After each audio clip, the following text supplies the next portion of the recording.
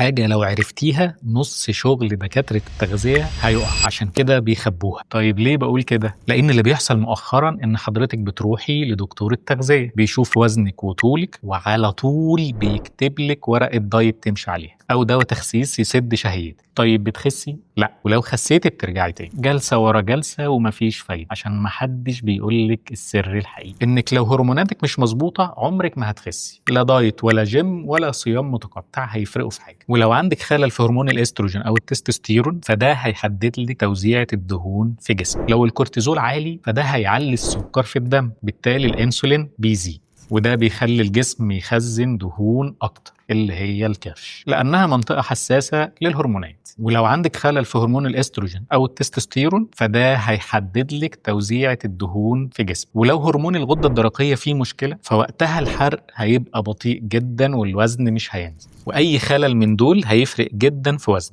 عشان كده يبقى من الضروري نعمل تحاليل في الأول نعرف بيها المشكلة فين بالظبط، عشان نعرف نعالجها ونوصل للوزن اللي احنا عاوزينه. تشخيص صح يعني علاج صح يعني نتيجة هتفرحك. فولو بقى عشان تعرفوا معلومات أكتر عن التخسيس.